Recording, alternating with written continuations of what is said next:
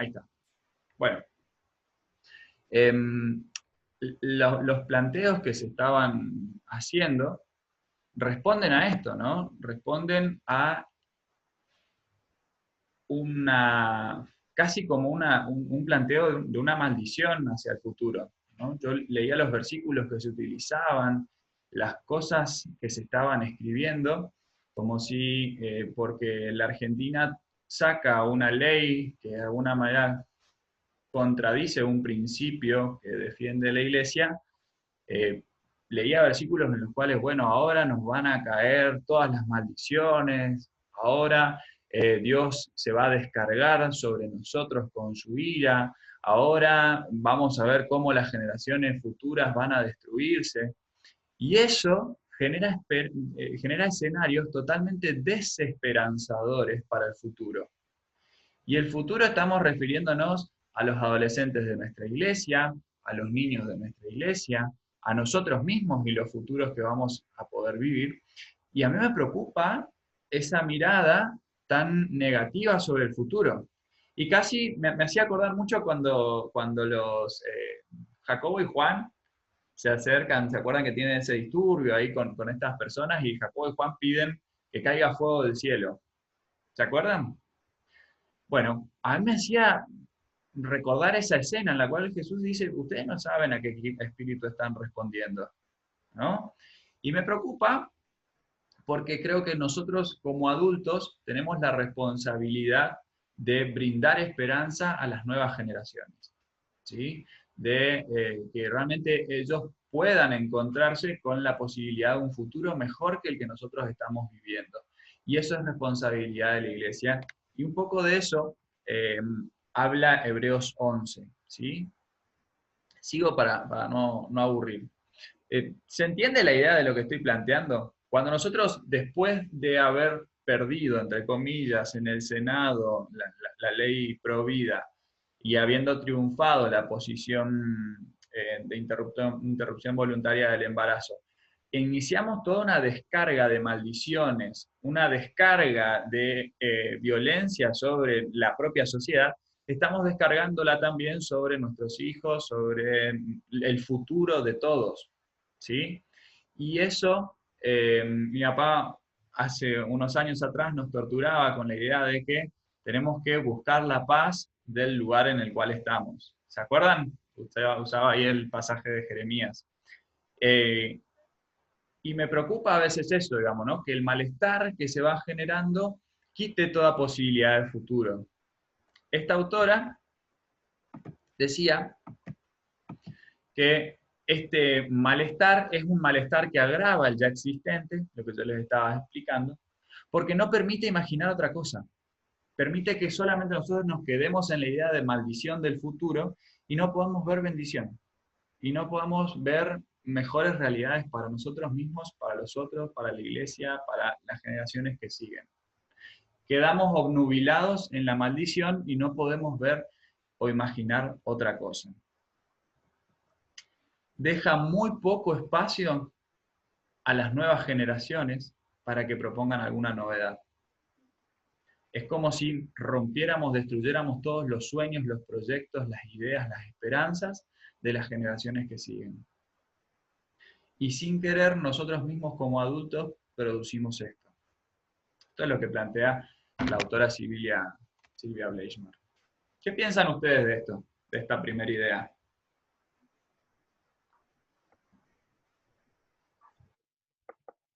Yo personalmente pienso que muchas veces me he dicho que somos lo que pensamos, ¿no? O sea, sí, por eso me hace acordar de Filipenses 4:8, que todo lo bueno, todo lo puro, todo lo amable, si hay virtud alguna, si hay algo digno de alabanza, en esto pensar. O sea, eh, es un pensamiento que llega, ¿no?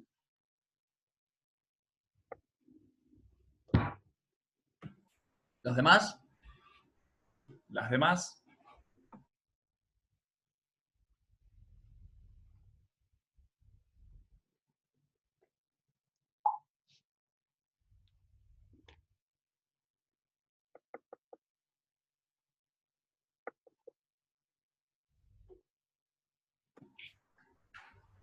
¿Hay alguien o se fueron a dormir?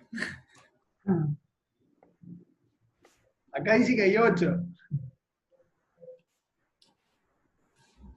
¿Qué piensan? ¿Se entendió el concepto? ¿No?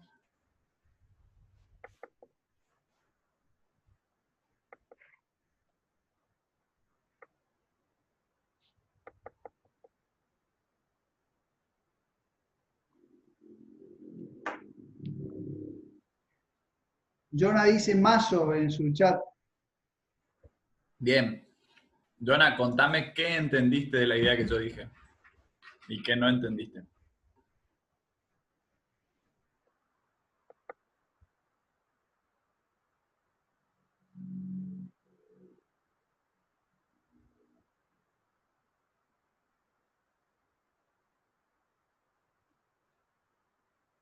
Dice que está tratando de captar.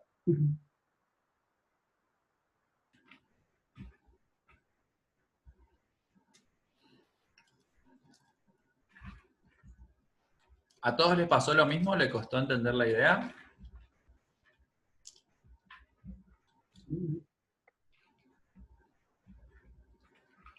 ¿Quieren escribir en el chat?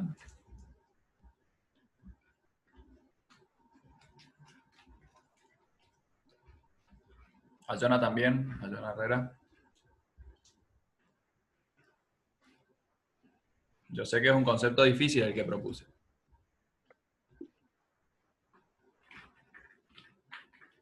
Esta autora lo que propone es que cuando nosotros no podemos imaginar futuro, cuando nosotros no podemos prever y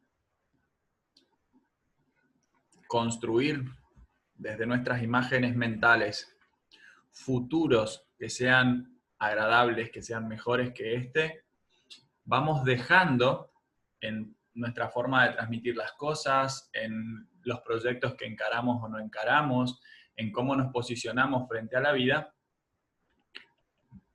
vamos, como si ustedes quieren, esparciendo mala onda sobre todos los demás, ¿sí? De tal manera que vamos matando todas las representaciones posibles de un futuro, ¿sí? Como que andamos pinchando los globos de todas las personas, ¿sí?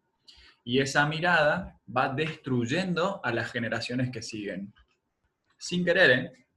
No con que los adultos quieran asesinar los sueños y los proyectos de los jóvenes o de los adolescentes o de los niños, sino que sin querer van transmitiéndole a la generación que sigue una mirada totalmente pesimista de la realidad y una mirada en la cual ellos dicen, che, y entonces, ¿para qué voy a estudiar? ¿Para qué me voy a esforzar? ¿Para qué voy a seguir viviendo? ¿Para qué voy a intentarlo? ¿Para qué voy a inventar cosas? ¿Sí?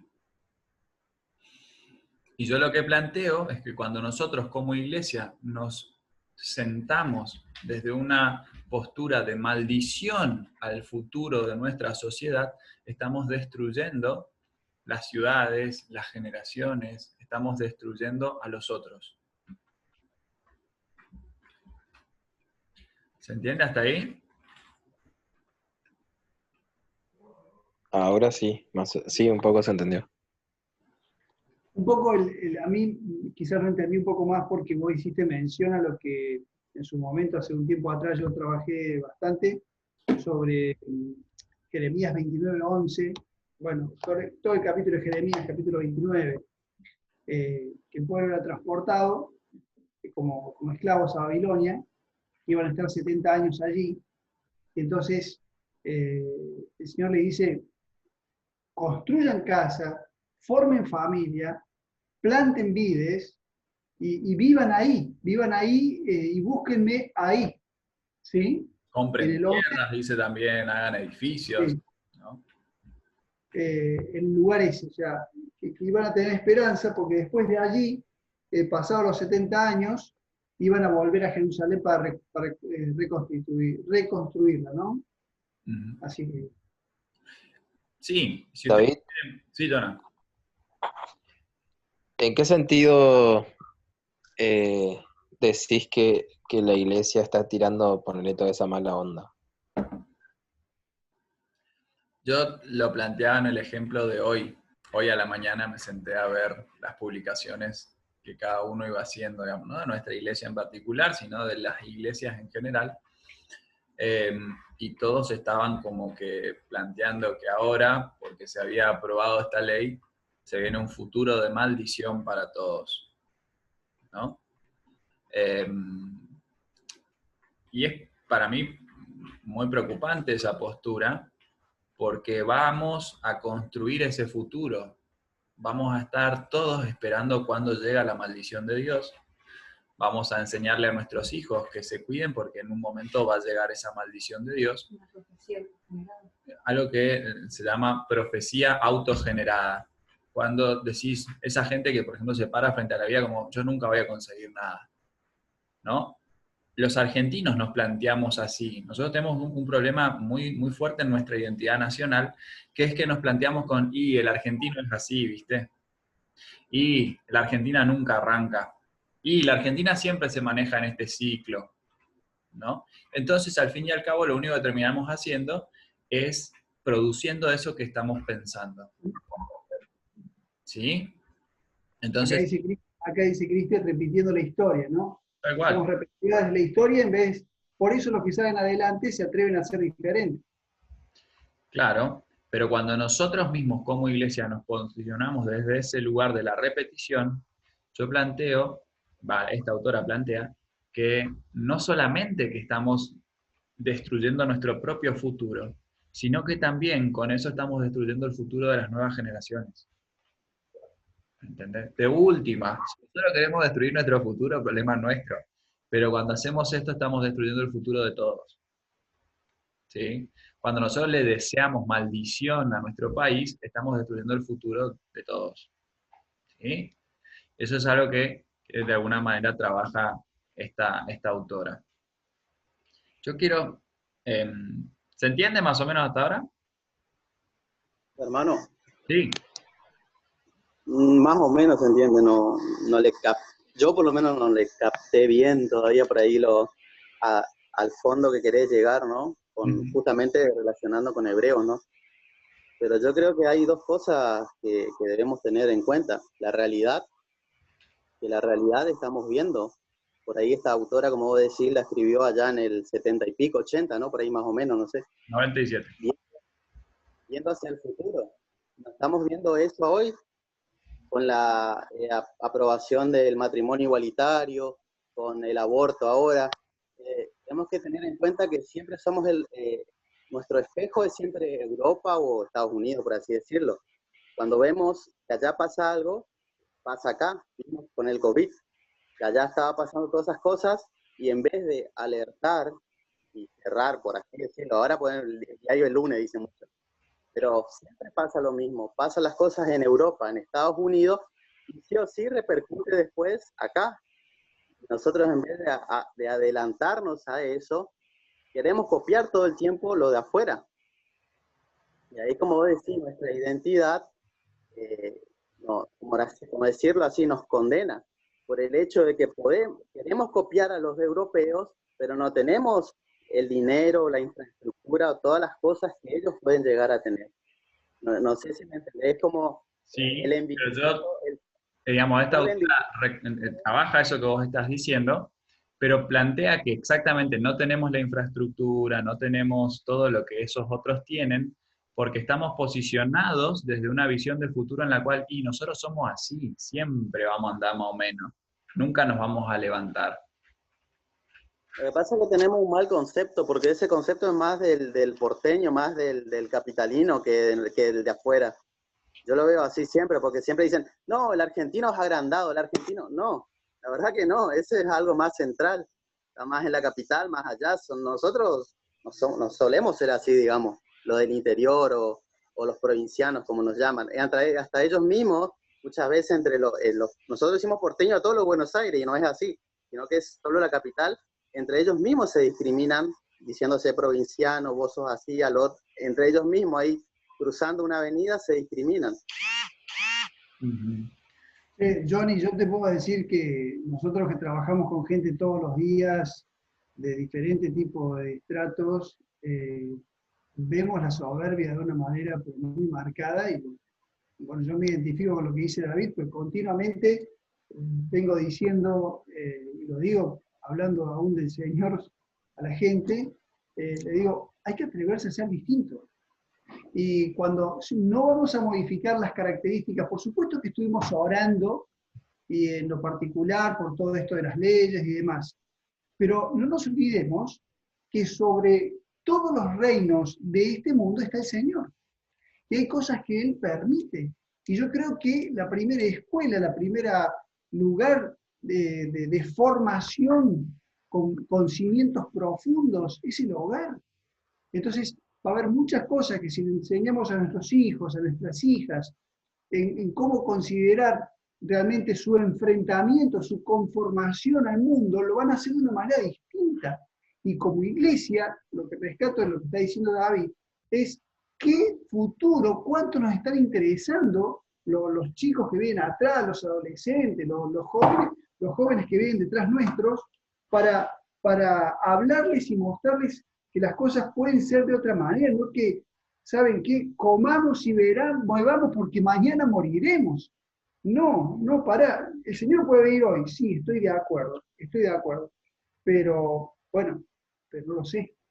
Mientras tanto, podemos mostrar la esperanza que tenemos cada uno de nosotros en el Señor y cuán distinto puede ser todo. Es lo que yo estoy comprendiendo. No sé si los que... Vamos al pasaje de Hebreos y lo vemos ahí. ¿Quieren? Dale, dale. Hebreos 11. Arranquemos en el 9. ¿Sí? Por la fe, habitó en la tierra prometida, está hablando de Abraham, como un extraño en tierra extraña, y vivió en tiendas con Isaac y Jacob, quienes eran coherederos de la misma promesa. Porque esperaba llegar a la ciudad que tiene fundamentos, cuyo arquitecto y construcción es Dios. Y después va relatando, sigue los otros, en el 12 dice, por eso también, de un solo hombre que ya casi muerto llegó a tener una multitud de descendientes tan numerosas como las estrellas del cielo y tan incontables como la arena que está en la orilla del mar. Por la fe, todos ellos murieron sin haber recibido lo que se les había prometido. Y solo llegaron a ver esto a lo lejos, pero lo creyeron y lo saludaron, pues reconocieron que eran extranjeros y peregrinos en esta tierra. Versículo 1 del capítulo 11. Ahora bien, tener fe es estar seguro de lo que se espera, es estar convencido de lo que no se ve.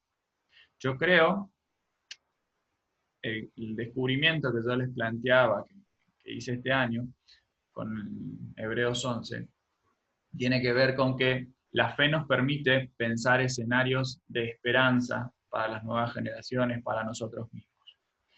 Estos que se nombran en el capítulo 11 del libro de Hebreos, eran padres que le estaban prometiendo a sus hijos cosas que no veían, cosas que no existían, cosas que no habían, ¿sí? Y que estaban pensando para sus hijos que conquistaran cosas que ellos no habían conquistado, que alcanzaran mejores ciudades, que alcanzaran mejores espacios para habitar, que alcanzaran todo eso que ellos no estaban pudiendo alcanzar, ¿sí? Cuando yo a la generación que sigue lo único que le prometo es una maldición, ¿para qué esa generación va a hacer algo? Va a sentarse a esperar que llegue la maldición nomás. ¿Para qué se va a forzar? ¿Para qué va a seguir tratando de llegar a otra cosa? ¿Se entiende? Entonces, me parece, cuando uno ve el libro de Corintios, yo lo compartí eso el sábado, no sé si pudieron ver el video, cuando Corintios trabaja las tres constantes de la vida de un cristiano, que son la fe, la esperanza y el amor, trabaja esta idea. La fe como aquel fundamento desde el cual yo puedo pararme y soportar la adversidad de la realidad que viene difícil. La esperanza como el ojo que puedo poner en el futuro, y no el futuro de la salvación más allá de la vida. La salvación acá en la vida, ¿sí? La esperanza sobre cosas presentes. Acá cuando el libro de Hebreos quiere hablar de la fe, se va a cosas bien concretas, no se va ya a decir, bueno, un día vamos a tener la salvación en el cielo, así que esperemos a la muerte. No, no dice eso. va a ejemplos concretos de la vida cotidiana y cómo estas personas fueron alcanzando promesas que le habían hecho otros, ¿sí? Entonces, a mí lo que me preocupa es que como iglesia vamos perdiendo la perspectiva de futuro, ¿sí? Es como, bueno, sentémonos a que venga el Señor o las maldiciones, ¿no? Y no vemos un futuro mejor para las generaciones que siguen. Y Jesús fue genial en eso, ¿no? Dijo, ¿saben qué? Ni el día ni la hora van a saber. Así que van a tener que seguir construyendo fe, esperanza y amor a lo largo del recorrido. Sigan laburando como si yo no fuera a venir nunca o como si vengo mañana, ¿sí? Entonces, cuando yo quiero recuperar un poquito el power, si sigo el hilo, si no yo también me pierdo.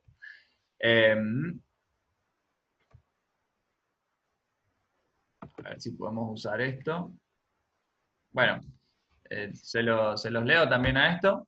La autora plantea que la profunda mutación, o sea, el cambio histórico que se sufrió a lo largo de los años en nuestro país, cómo se nos fue truncando una y otra vez los sueños, nos dejan como un sujeto, como una persona despojada de un proyecto trascendente, de un proyecto importante para su vida. Lo que lleva a los humanos a soportar la prima del malestar, o sea, el malestar, el sufrimiento que conlleva la vida, es la garantía futura de que en algún día ese malestar va a cesar, ¿sí? Si nosotros no podemos pensar que como iglesia en un futuro vamos a estar mejor, que como familia en un futuro vamos a estar mejor, que como país en un futuro vamos a estar mejor, estamos perdiéndonos la posibilidad de todo eso, ¿sí? Y Hebreos 1:1 trabaja de una manera interesantísima esas cosas, ¿no? Otra traducción dice, tener fe es tener la plena seguridad de recibir lo que se espera. Es estar convencido de la realidad de cosas que no vemos.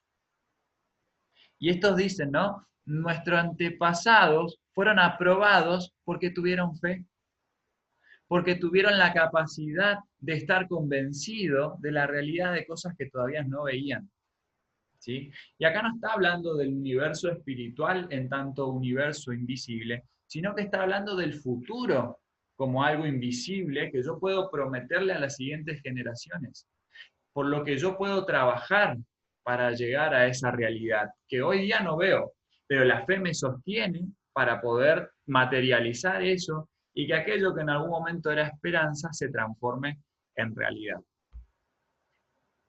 ¿Se entiende? ¿Sí? ¿Los demás? Pero todo esto perdón, todos estos hombres y mujeres, ¿no?, que hablan de la fe acá, todo, la esperanza era viendo hacia algo que se le había prometido. ¿Cuál sería ese horizonte de fe que vos estás diciendo de esperanza?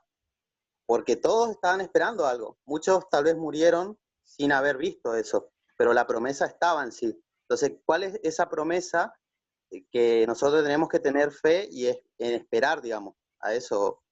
Esa es mi pregunta, disculpa. Está buenísima tu pregunta. Yo creo que hay algunas cosas que Jesús dejó muy concretas en la Biblia. Encontramos esas promesas en la Biblia, digamos, la promesa de la vida eterna, la promesa de que el reino de Dios se va a manifestar y se está manifestando entre nosotros, la promesa de que íbamos a poder hacer discípulos, todas esas promesas concretas. Pero después también Él nos entrega con esas promesas la posibilidad de la fe y la esperanza. Y de pensar, cuando vos ves en Corintios, por ahí eso está un poco más claro, que nosotros mismos, como iglesia, nos transformamos en productores de esperanza.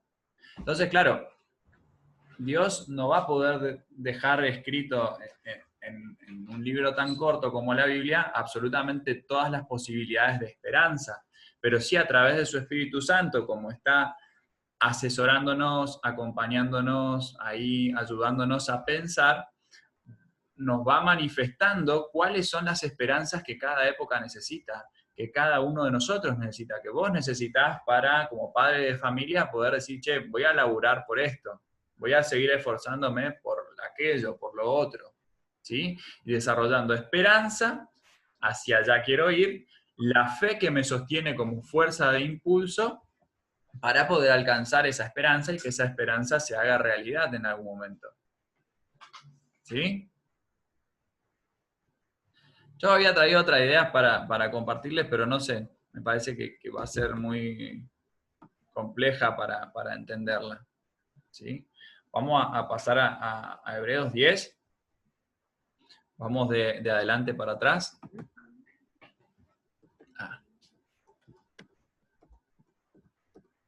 Hebreos 10. ¿Sí? 10:22. Trabaja una idea que me parece muy interesante, que es mantengámonos firmes sin dudar en la esperanza de la fe que profesamos. Busquemos la manera de ayudarnos unos a otros a tener más amor y a hacer el bien. Ahora leo el pasaje completo, 22 al 24. Dice, acerquémonos con un corazón sincero y con plena seguridad de la fe, con el corazón purificado de una mala conciencia y con el cuerpo lavado en agua pura. Tenemos que limpiar la conciencia. Yo les diría a nosotros como argentinos, tenemos que limpiarnos de esa idea de que nunca vamos a mejorar, tenemos que limpiarnos de la idea de maldición para el futuro que sigue, tenemos que limpiarnos de esas ideas que por ahí tienen más que ver con reacciones, yo diría desde las defensas psíquicas, desde la bronca que a uno le pueda haber dado, que la realidad no saliera como uno la esperaba, y que no reflejan el Espíritu de Jesús. ¿Sí? De esas cosas tenemos que limpiarnos, dice el pasaje. Mantengamos firme y sin fluctuar la esperanza que profesamos, porque fiel es el que prometió. Tengámonos en cuenta unos a otros a fin de estimularnos al amor y a las buenas obras. No dejemos de congregarnos, como es la costumbre de algunos, sino animémonos unos a otros, y con más razón, ahora que vemos que aquel día se acerca.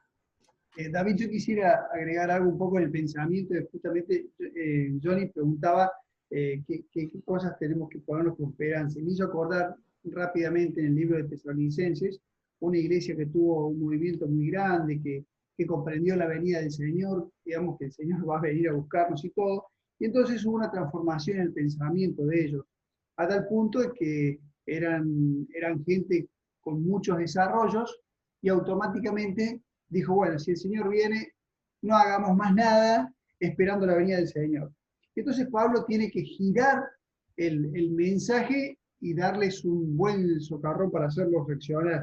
En el capítulo 3, versículo 10, dice, porque también cuando estábamos con vosotros, os ordenábamos esto, si alguno no quiere trabajar, que tampoco coma.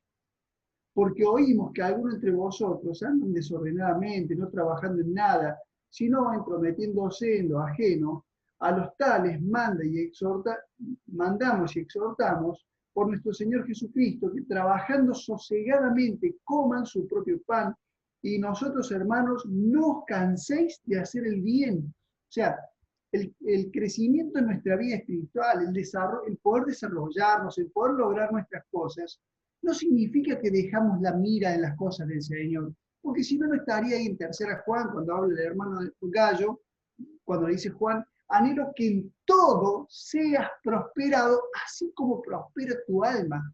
Porque ese decaimiento, y bueno, sí, la cosa del mal, vamos a esperar la venida del Señor, no nos permite tener una visión clara, porque no sabemos cuándo va a venir el Señor, no lo sabemos.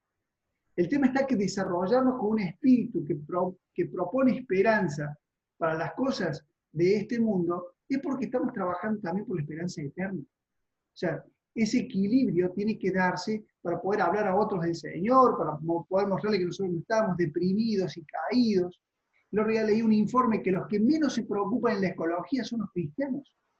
Los cristianos no les preocupa la ecología, no les importa cuidar el mundo, no les importa devastar cortando árboles. Eso decían, porque total ellos se van, pero no sabemos, nadie sabe ni el día ni la hora.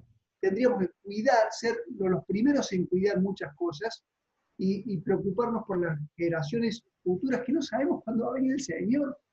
No sabemos si será un año o pasarán 100 años. o 1000 todavía, no lo sabemos.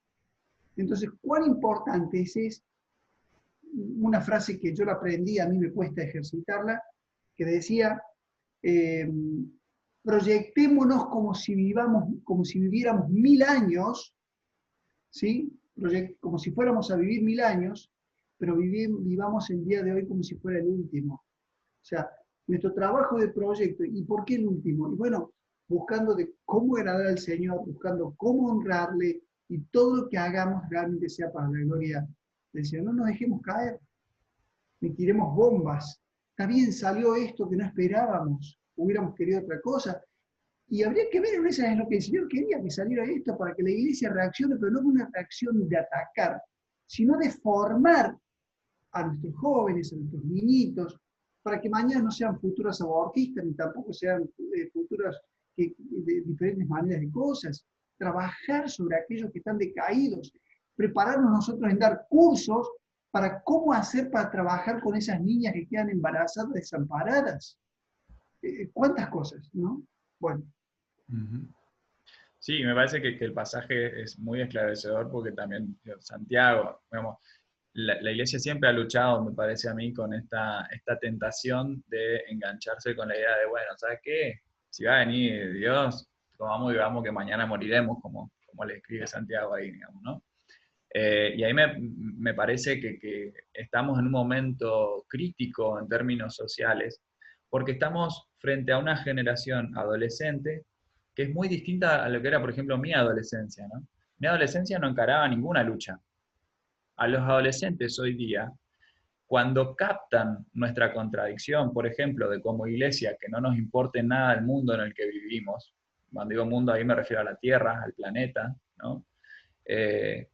Nos van a abandonar y van a ir a pelear una lucha totalmente justa, en la cual yo creo que Jesús hasta se hubiera embanderado, digamos, que refleja el Espíritu de Dios cuidando su creación, ¿no? Y redimiendo a la creación a través del cuidado, a través de la atención. Por ejemplo, si uno quiere irse por el lado de la ecología, ¿no?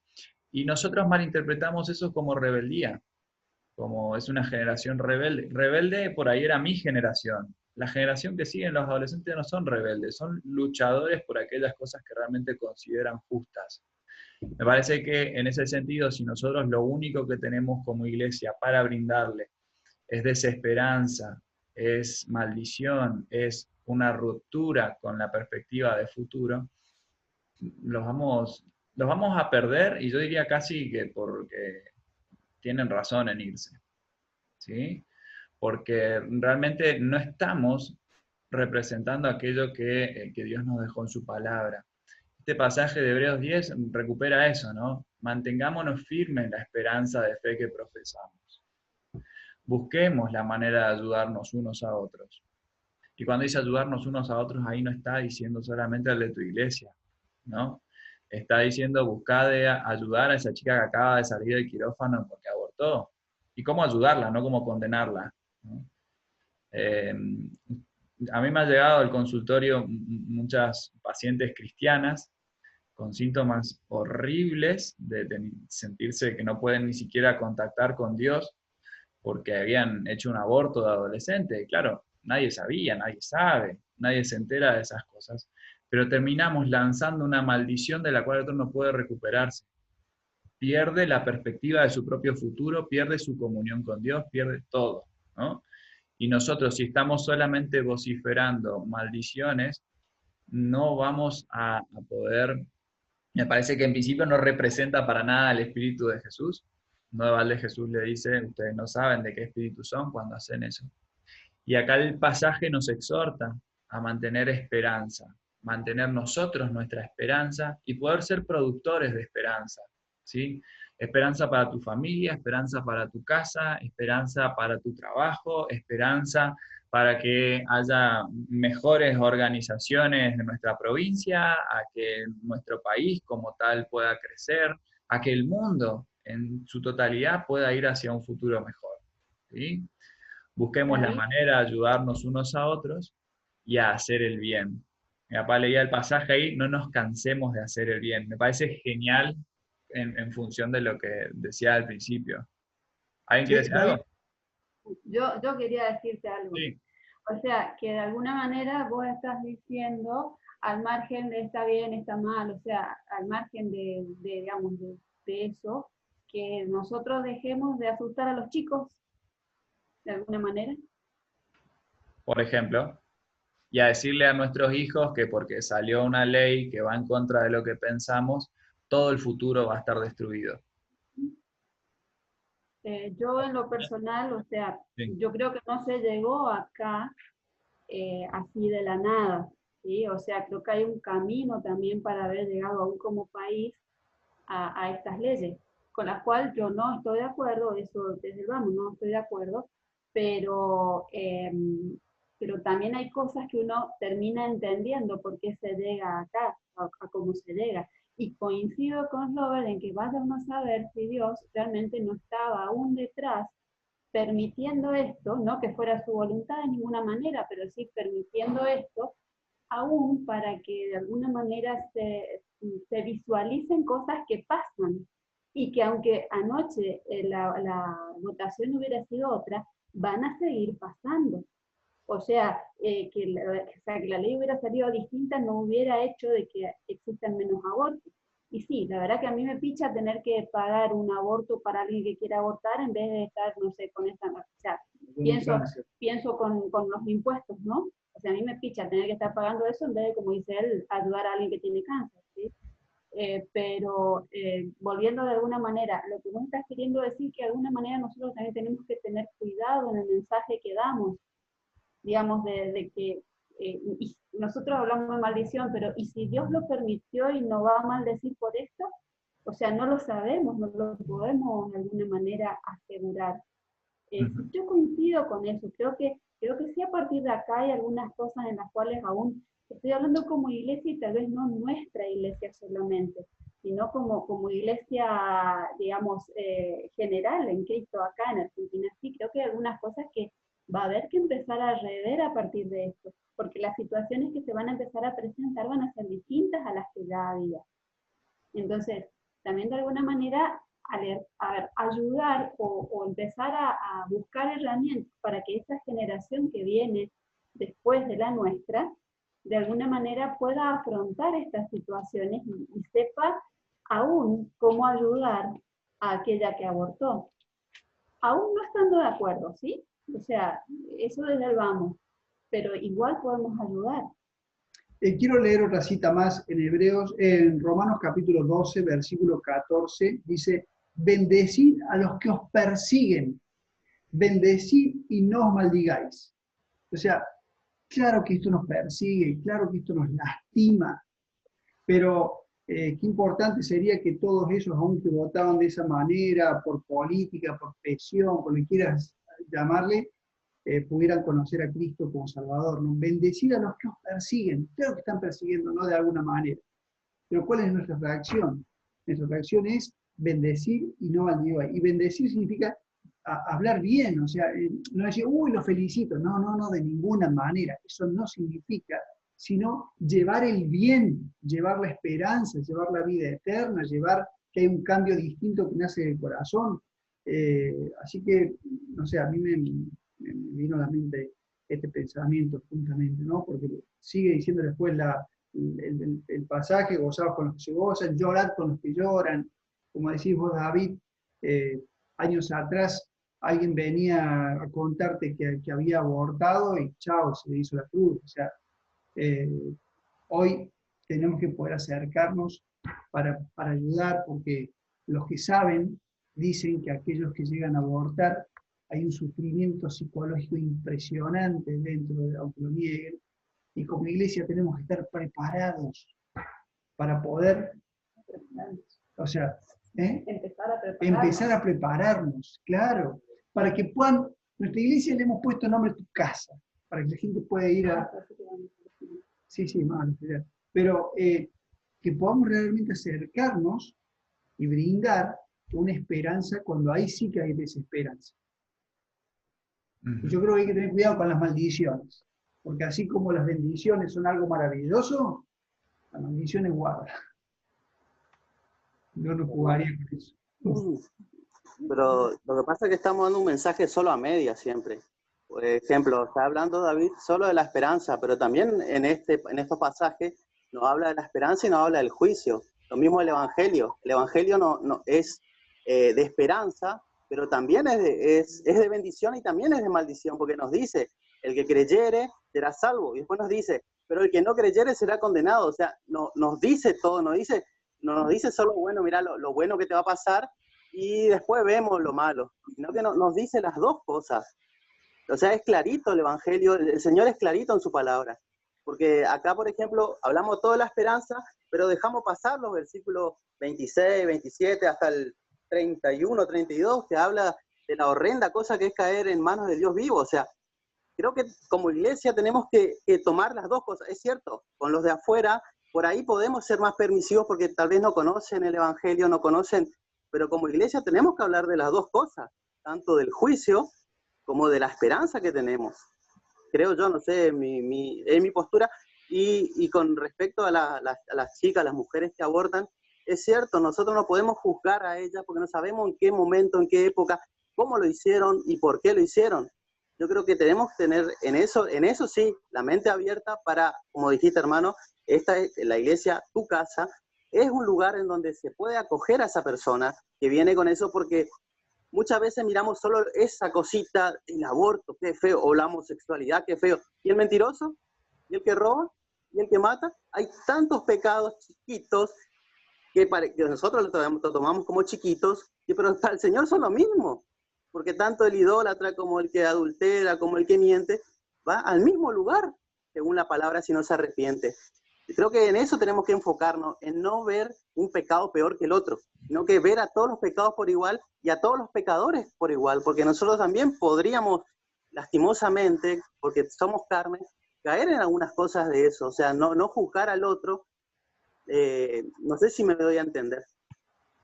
Sí, yo lo único que quisiera es aclarar que hay una diferencia entre condenación y maldición, ¿no? Acá justamente estamos comentando, hay una diferencia entre condenación y maldición. O sea, la condenación está dada, y eso no dejamos, yo creo que no lo dejamos de decir, que el que cree en el Hijo de Dios tiene vida eterna, y el que no cree ya ha sido condenado por no haber creído en un unigénito Hijo de Dios. O sea, pero la maldición es que de nuestros labios no salgan maldiciones. A eso es el punto que como iglesia no debemos hacerlo bajo ningún concepto. Entonces, ahí es el punto. La condenación no debe dejar de predicarse, que creo que lo predicamos claramente. Por eso acá este pasaje, como decía Johnny. Trabajamos todos los meses previos el lugar que debía ocupar el pecado, el lugar que debía ocupar el juicio, la condena, digamos, me parece que tratamos de dejarlo lo más claro posible, ¿no? Sí veo que a veces nos cuesta mucho hablar de esperanza, de fe, de amor, y nos resulta mucho más fácil hablar de pecado, de juicio, de condenación, ¿no? Y a mí me preocupa eso, digamos, porque siento que como iglesia no vamos a poder manifestar el Espíritu de Jesús para los otros, ¿no? Y recordaba la escena cuando Jesús trabaja con la mujer adúltera, ¿no? Ninguno te condenó, o Jesús diciéndonos, ¿no? En esto que traía mi mamá, esto también puede ser una exhortación para la iglesia, de cómo nos estamos parando frente a algunas situaciones. Que uno diría, che, el que esté libre de pecado tire la primera piedra, digamos, ¿no? Y Jesús diciéndonos, la iglesia está igual de sucia que todos los demás, la iglesia tiene montones de casos de abortos que no se pueden ni hablar, la iglesia apoya un montón de situaciones que destruyen a otros, y necesitamos rever eso, ¿no? Y a veces me parece a mí más fácil y más sencillo sacarnos la responsabilidad encima y depositarla en el mundo, o en los otros, o en que todo va a estar peor, y no podemos asumir ciertas responsabilidades y ser realmente nosotros predicadores de fe, de esperanza y de amor, ¿no? Que al fin y al cabo, dice Corintios, es lo único que nos vamos a poder llevar, ¿no? venimos vacíos al mundo, pero podemos salir de acá con fe, con esperanza de amor, de acuerdo a cuánto también hayamos cultivado eso. Ya ese me parece que son algunos elementos que tenemos que repensar.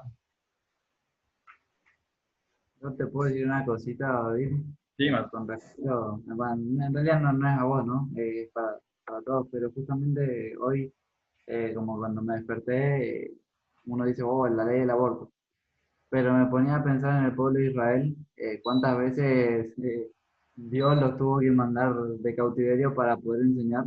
Y yo en lo personal estoy convencido que esta ley no es para, eh, en el buen sentido creo que sí es un llamado y estoy convencido de que es un llamado para nosotros, porque se llevó a esto por culpa nuestra, en el buen sentido, que se entienda bien, ¿no?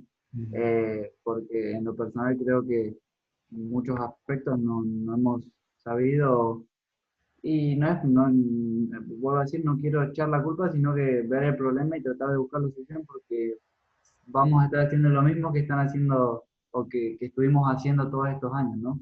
Pero creo que sí es un llamado de atención para nosotros y creo que está bueno verlo y no decir, uy, y ahora ponernos en modo víctima, ¿no?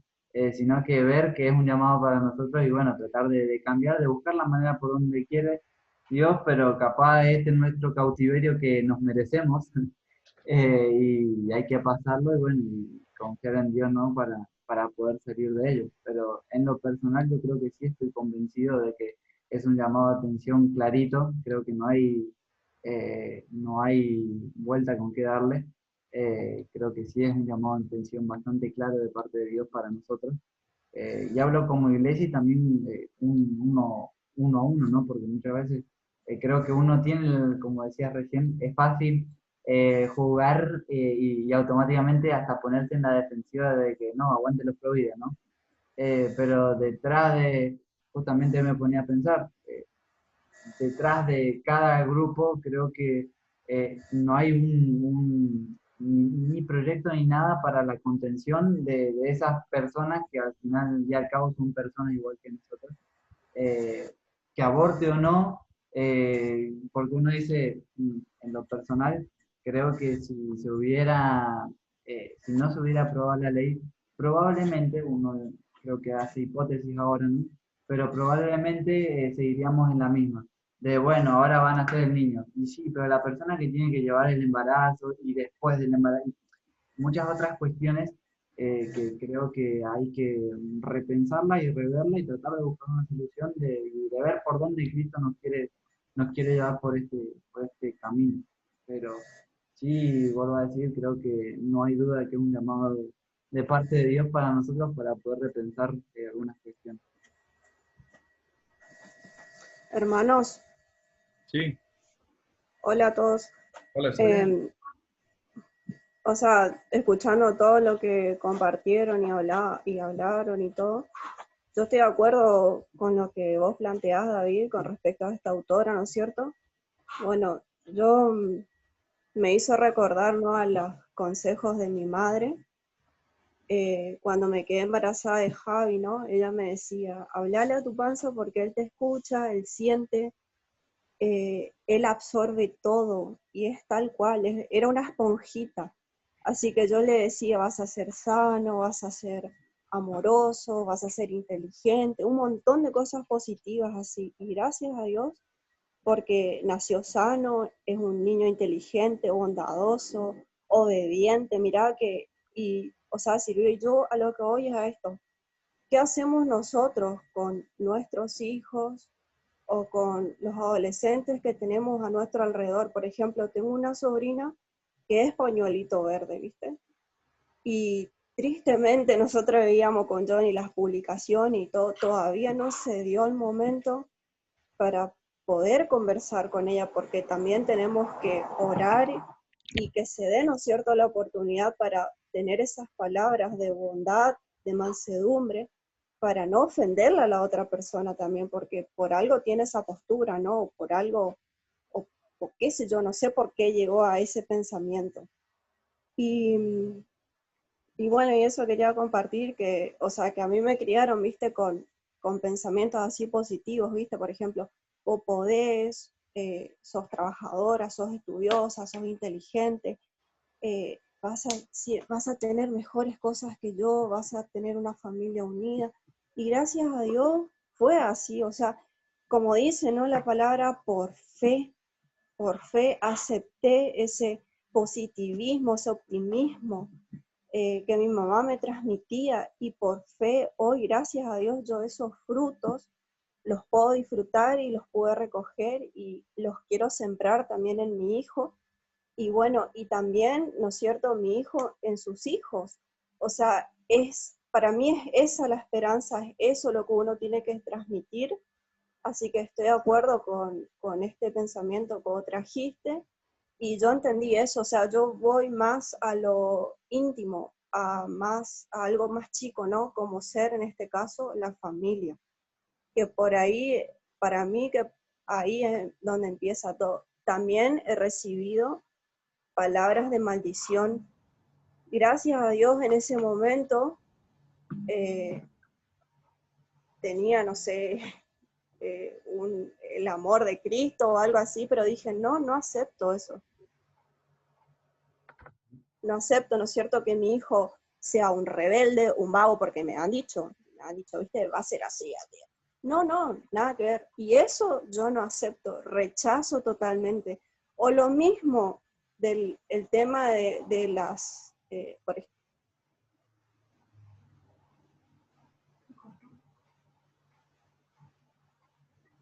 Se cortó un ratito, Cintia. No se está escuchando.